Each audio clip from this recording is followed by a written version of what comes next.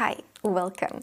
Today is a Q&A video because we have reached 15,000 subscribers and you have sent in so many questions and such interesting ones, so I think this is going to be a rather long video. Of course, I also want to take this moment to thank you for following me, for joining the conversations in the comment section. It is a pleasure to have you here and I am so grateful for each and every one of you. So let's go to the first question. How do I fight against the accusation that I'm a snob? I've been reading more lately and reading very deep, important works like classic literature and novels. My mind has changed for the better, but I've been leaving people behind because their lifestyle doesn't resonate with mine anymore. Drinking, partying, etc. And I'm not judging them for doing it, but it's not a lifestyle I'm willing to subject to just to blend in. I feel reborn and powerful with all these books nurturing my heart, soul and mind. But how do you live in a society that is not willing to evolve along with you? First of all, I think that to see change in yourself and to evolve is a very good thing. Reading, studying and thinking outside of university is rare.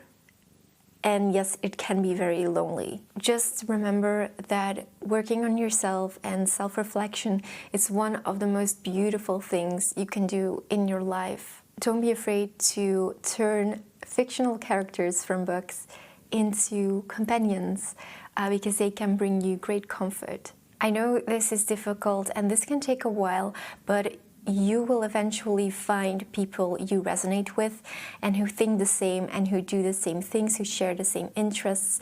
And this doesn't have to be in real life, it can be online. So take advantage of the internet, perhaps find a group of people that you resonate with and things will get way easier and feel less lonely. Also, feel free to use this comment section to find people that share the same interests. If you feel like an environment is not for you, then take a look at how you can change things. You can also join a book club. It doesn't have to be in real life. Again, it can also be online. And it also helps, at least it helps me, to write about what you read and what you think. Journal about it. You don't necessarily need to share what you write. You can keep it for yourself, but it kind of makes it less lonely. Next question, who is your favorite philosopher and why? I feel like I shouldn't have a favorite philosopher because I haven't been reading philosophy long enough and widely enough. There are only just a few philosophers that I've read and I feel like to say you have a favorite in something, you have to have read widely and a lot of authors. So I can't really answer that question. Next question. My university degree is in philosophy. Probably why my favorite novels are philosophical.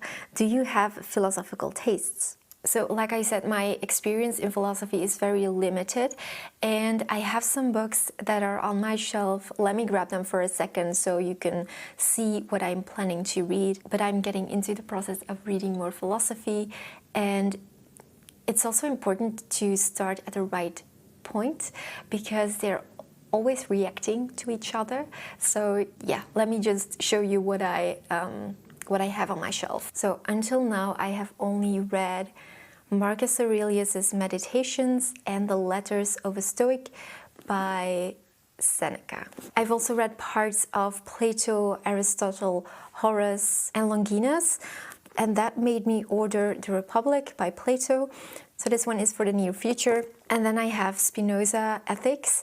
And I know I have to do some reading before I get started with this one, but that's okay. So yeah, those are the two books that I currently have on the shelf. Next question, when did your love for reading begin, or what made you fall in love with literature? I think it is because my parents read to me as a child before bed that I fell in love with stories and I never fell out of love with them. And I also started writing stories from a very young age, not knowing that I would one day become an author. And I think that love has always been inside me, the love for words and for stories. And so, yes. Next question, what fountain pens do you prefer? I'm interested to hear what other pens you enjoy also. Okay, so I don't really have expensive fountain pens, so every pen that I will be naming is very cheap. So I have a Parker Vector, it is called. It's a medium point and it writes so good. And then I have an Almond Blossom fountain pen, which was a limited edition of Beno, I don't know how to pronounce it. It is such a stunning pen. It has a fine point and I also love writing with it. And then I also have two Kaweco sport pens, a black one with an extra bold point and one with a fine. I do not like the look of them at all, but they're like decent price quality wise. Are there any authors or books that you found later in life that you wish you had read sooner? Yeah, of course. I wish I had, for example, started reading the classics sooner, but there wasn't anyone leading me to them, and I only discovered them when I was 25 already. So I really wish that I had known about them sooner. I do think that I started reading my favorite author, Victor Hugo, too soon. I think I was 16, 17, and it was my first classic ever because I'm obsessed with the story of Notre Dame de Paris, which is in English, The Hunchback of Notre Dame. And because I was so in love with that story and the Disney version of it, because I watched it every day as a child, and I still think it's one of the best Disney movies that they ever created. Alan Menken has created such a masterpiece, and he has stated it himself that the music that he created for Hunchback was the best that he ever did. And now that I know the book inside out, I see all the little details of that movie and how much passion and how much love that got into the creation of that movie. Like it's just in the little things. And the vibe is just spot on. But that's why I started reading Hugo way too soon, because it's not a starter classic. It's a very difficult book to get through, and even though it's my favorite novel of all time, I have the opposite feeling. Like I feel like I started reading it too soon in life. It's just a difficult novel, and it was my first experience with classic literature, which is probably why I felt too intimidated to proceed with other classics. Next question. Which work of literature do you think would be best suited for a music adaptation by you? Which music work do you think would be best suited for a literature adaptation by you? And who is your favorite painter? Oh, and question number 4, do you believe in the afterlife? The work that I would adapt to a music piece is, of course, Notre Dame de Paris. A music work that I would adapt to a book is Lacrimosa by Mozart. My favorite painter at this moment, because I gotta be honest, I love visiting museums and looking at classical art, but I almost never pay attention to who the painter was, and I absolutely love the paintings of Rembrandt van Rijn. Nightwatch is one of my favorite paintings ever. And then I also love, Alexandre François Desportes, and he mainly did animals and still life. And the last question, do I believe in the afterlife? I do not. Next question. I'm a painter and I recently got into reading classics. I have already painted Metamorphosis from Kafka, Crime and Punishment, The Hunchback of Notre Dame, and now I want to make a painting inspired by poetry. Whose poetry should I start with? I love the poetry of Oscar Wilde, and I think the Ballad of Reading Gaol by Wilde would make for a great piece of art. Next question. What is your favorite book from childhood? This is a very difficult question for me because I cannot say that I was fond of a specific book. So I really cannot answer that question. Next question. Did you have Toulouse since he was a baby, or did you get him when he was a little bit older? Would you ever get another cat? We adopted Toulouse when he was a kitten, so I had him since he was very tiny, and we are actually in the process of looking for a second cat to adopt at the moment. Next question. With the rise of anti-intellectualism becoming more commonplace, how would it be made possible to convince anybody can enjoy this without creating a sense of elitism? It feels that the classics are synonymous with class or education, and it's this barrier which deters some. Anyway, how can the classics be shown as being for all and appeal to those who think otherwise? Interesting question.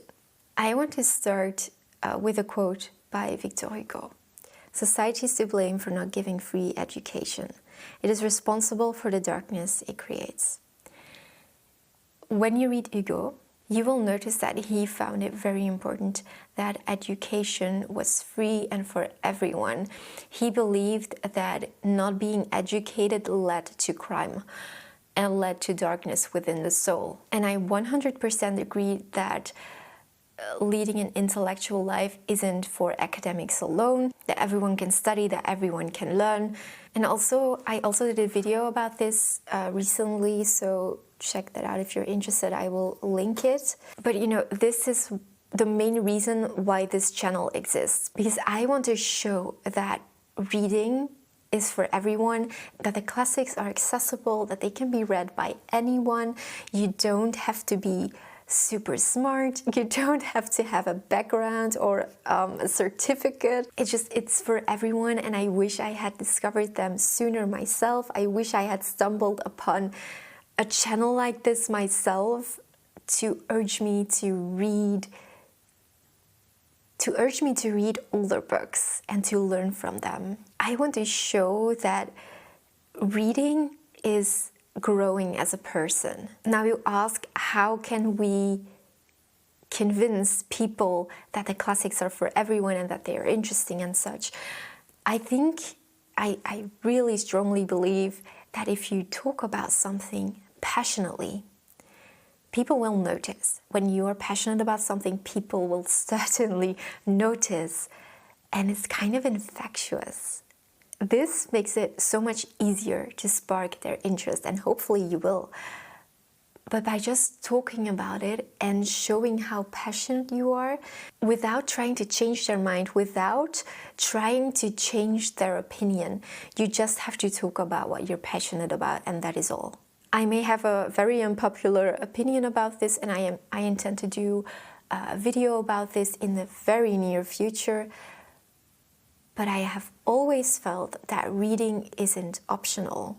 I think everyone should do it. And I'm not talking about reading for pleasure. I am talking about reading for self-education and reading for self-improvement. I also strongly believe that you have to ease into this. You cannot expect someone to immediately jump into philosophy and classic literature and start with the most difficult books. It's a process. And one of the most difficult things is trying to create change in a person that doesn't want to change. The only thing we can do is to plant a seed, to share our love for literature, and by trying to be the best version of yourself. It does require a shift in how we present and talk about these topics. A lot of people think that interacting with philosophy and history and the classics requires being an expert. But learning should never be about proving your intelligence. Next question. Are Tolkien's works the only ones you like of the fantasy genre? Are there any other fantasy books or series that you loved reading? Any recommendations? Yes, I have recommendations. Let me grab my stack of books. Yes, so a lot of these I have read years ago, like I'm speaking 10 years ago. So I hope that I would still like them today. The first one that I really loved was Warbreaker by Brandon Sanderson, and this is a standalone. I love it so much.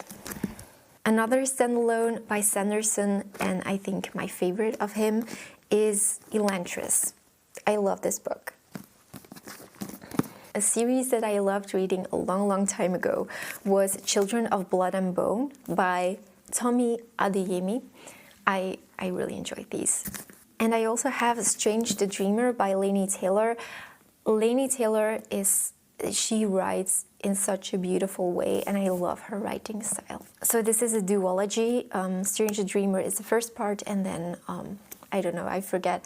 I think it's Muse of Nightmares, that's the second part. I also love the trilogy, and the first part is called Daughter of Smoke and Bone. This is actually a YA series, but you know, yeah, her writing style is so beautiful. And another series trilogy that I really loved was City of Brass. I think this is a Dutch copy, and I think the English title is City of Brass. These are very, very big, and I enjoyed reading every novel in this trilogy. They're so good. Okay, let's see. How do you choose the best translation and edition for classic literature? I know that a lot of you give a lot of attention to translations. I'm an exception in this because, to be honest, I have never experienced a bad translation. Maybe I was always lucky in picking my books, but it's not like before I start reading a certain novel that I do extensive research and that I compare different translations. I do always do a little bit of background research for ancient classics, because I find it important to pick the best version. But for Victorian literature, I don't know. I usually pick the Penguin classics or the Oxford classics or Everyman's Library, and I never had a bad experience. So yes, if you do find it important to find the best translation out there, there are websites online that you can visit, and they have excerpts from the books, and you can then see which translation that you prefer. Next question. I am wanting to read some French literature. I recently read Thérèse Raquin, and looking back, I did enjoy it, but I really enjoyed its descriptions of Paris rather than the sad ending, whilst because I am a sensitive person with bad mental health, left me quite tearful. Can you recommend a good French read, please? I have a copy of Madame Bovary on my shelf. Have you read it before? I have read Madame Bovary. I love it. I love Flaubert's writing style, but I do wonder if you would enjoy this one because it's very dramatic and tragic as well. So I have selected some French books for you that are not sad. Here we go. So the first one I have is Cousin Bet by Honoré de Balzac. This is a standalone, you can read it like that. It's not too big, and it gives you an impression of Balzac's writing style. Then I have Alexandre Dumas, The Black Tulip. This is a short read as well, and if you get through the beginning with a lot of historical details, the story is very addictive, and it's a great one. Another Dumas is The Count of Monte Cristo. If you haven't read it already, this is such a great adventure story. It's about revenge, and it has some amazing plot twists, it has amazing characters, and I think you will like it. Another author I would like to recommend is Guy de Maupassant. Bel Ami is a great novel, but his short stories are also excellent. I think he's one of the best short story authors that I have ever read. They're not too depressing as well, so I think you will enjoy these. Okay, next. If you could ask 3 questions to your favorite author, what would you ask? Of course, I would pick Victor Hugo, and I would ask him, first of all, what is your best writing advice? Secondly, I would ask him to write me a list of his favorite works of all time. And thirdly, I would ask him the best life lessons that he has learned. The next question. How to understand those metaphor meanings easily. As I'm new to this, it's difficult for me to understand big paragraphs. Okay, so big paragraphs, long paragraphs, and metaphors are something completely different. For long paragraphs that are difficult to get through, I would say read slow, read out loud, use something to track the text, like use your finger or use a bookmark to follow along. You can also pair it with an audiobook version as you are reading the text. You can underline, highlight, and it could also help to stop and pause for a moment after a very long section and try to see what the section said, what the sentence meant, and summarize it in your own words. If you really notice that you're struggling a lot, perhaps you should go back to easier books to read. There are some great beginner classics, for example, and then work your way up to the more difficult and challenging authors. I do have a video on this. I think it's called Where to Start with Classic Literature, and I will link it. Next question, do you like German literature? Have you any recommendations? I don't have much experience with German literature, but I do love Johann Wolfgang von Goethe. And The Sorrows of Young Werther blew me away. I found this brilliantly written. It's very short, so I think you should definitely give this a chance. Next question. How can I improve my attention while reading? I used to be able to devour classics, but now I feel some books are slugs to get through only because my attention is dwindling. I want to recapture the attention of my youth. Okay. First of all, find out what is distracting you when you sit down with a book. What is it that is distracting you? Is it your children or household chores or your phone? Chances are very high that it's the phone. I think this is true for most people. And what I do is I put my phone out of reach, and instead I keep a notebook with me. Could also be a piece of paper. When I sit down to read, I often have this stream of thoughts that is coming to me, and writing everything down in a notebook really helps. So, for example, I would go like, I need to answer that email, I need to do this, I need to do that, and eventually the thoughts stop and I can fully concentrate on my book. What you can also do is you can pair an audiobook with the physical book that you are reading and follow along. What also really helps is to set a timer and to read for a specific amount of time. For example, you set your timer 30 minutes and you will do a reading session of uninterrupted reading for 30 minutes. And if you really struggle hard with getting through a certain book, perhaps it's not the time to read it, or perhaps it's not your book and you should just move along and pick another one. Reading multiple books also helps me personally because, for example, when I'm reading a history book or a biography, it could happen that I feel like reading, but I don't feel like reading such difficult material or material that I have to focus on really hard. So it helps to then pick another book. And when you have 3 books going, you can just pick the book that you are interested in at that time. And instead of going like, I don't feel like reading the biography, I'll just put on Netflix. You are avoiding this. You will be way more focused when the book is something that you're interested in reading at that moment. Next question. I know my personal reason for starting to focus on reading solely classic literature. I would be interested in knowing why or how you started reading classics and your journey. I started with like very famous classics. The Picture of Dorian Gray, Wuthering Heights, and Jane Eyre, and I fell in love. The Picture of Dorian Gray was so good. Wuthering Heights was a mistake because that's not a beginner classic. I also read Jane Austen, and I also fell in love with Jane Eyre. I really enjoyed that book. And when I look at my reading list, because I wrote everything down since 2019, each year there are more and more classics in that list, and it's really funny to see the change from fantasy to classics. I'm also reading way more biographies and history books, and the change was a very slow one. Like I said, they were sneaking into my reading lists, and I was becoming so addicted to the writing style, and I just wish that I had discovered them sooner, because classics, they're just something else. I love the old writing style and the topics they were talking about. I love the time periods, and so it was like discovering a new love. So there's not really a reason why I started reading them. They just sneaked into my reading list for some reason, and I fell in love. Okay, so I'm gonna have to take a break because the battery of my camera is dead, but I will be back after lunch.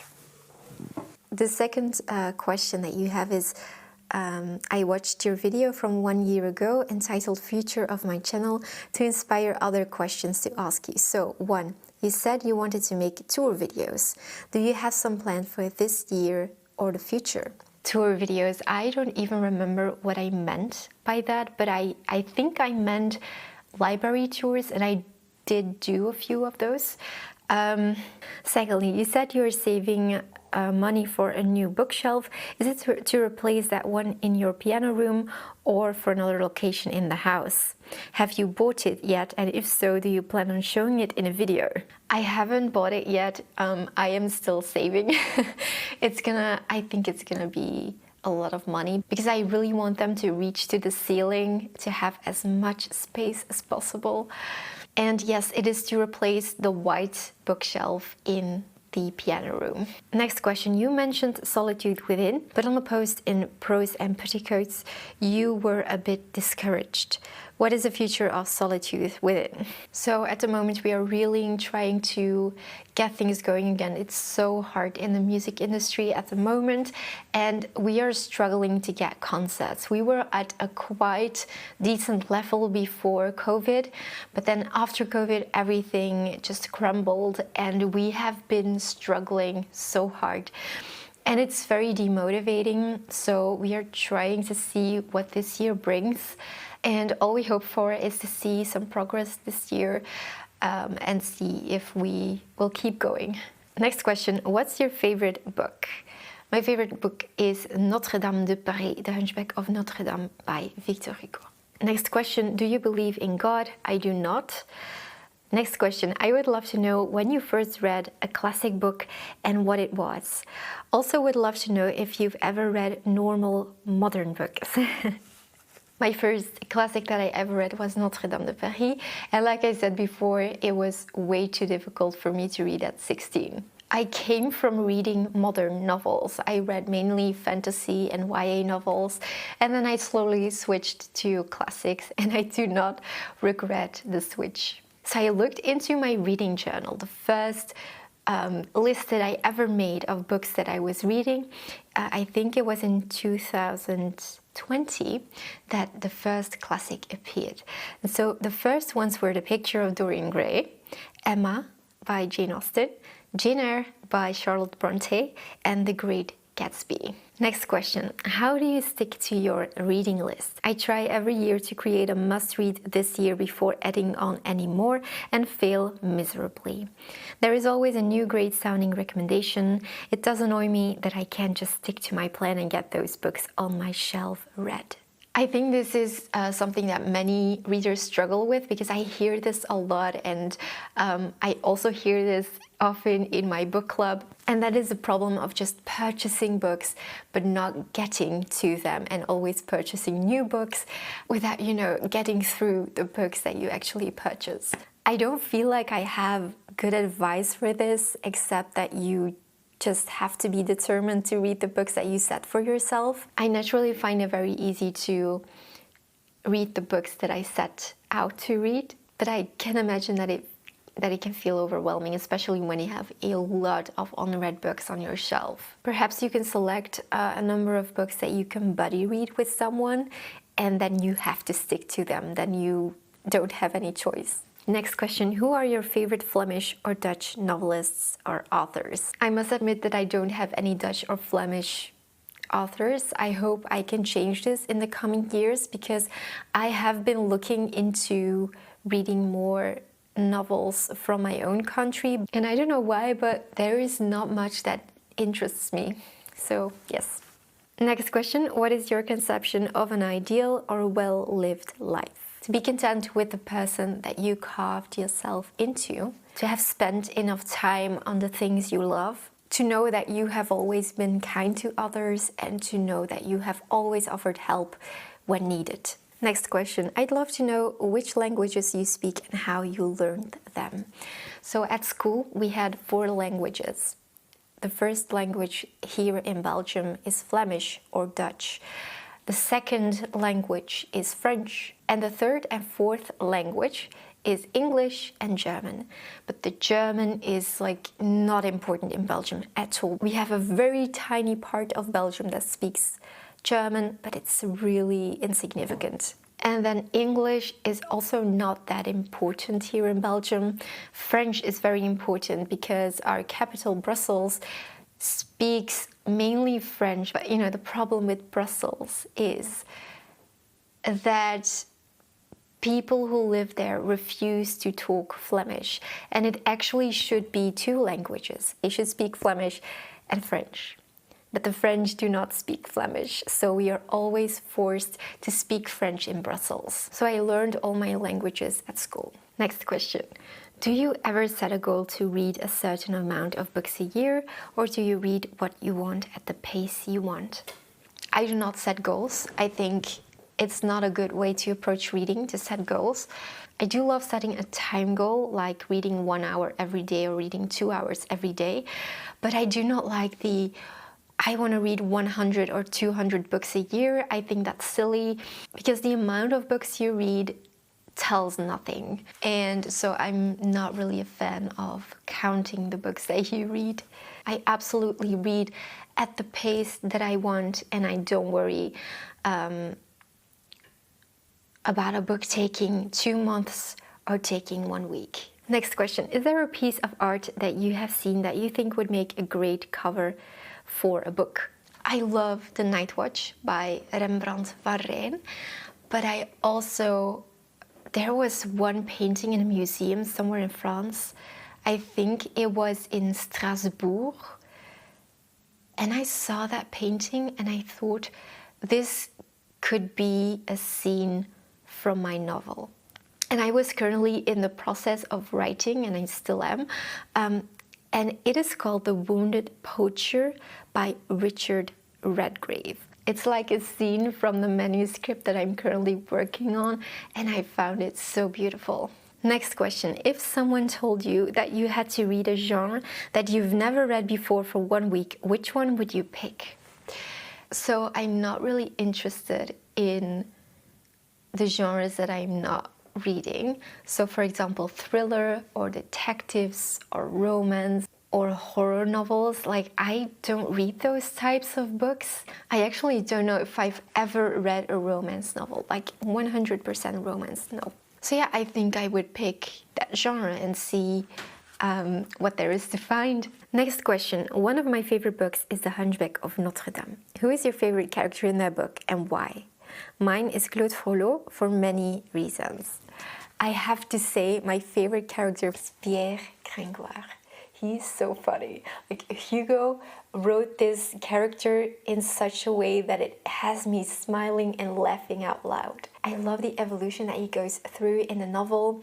I love that he's like this artist that isn't recognized and he's looking for fame, and then he falls in love with La Esmeralda, but then he ends up loving the goat more. Like, it's just so good.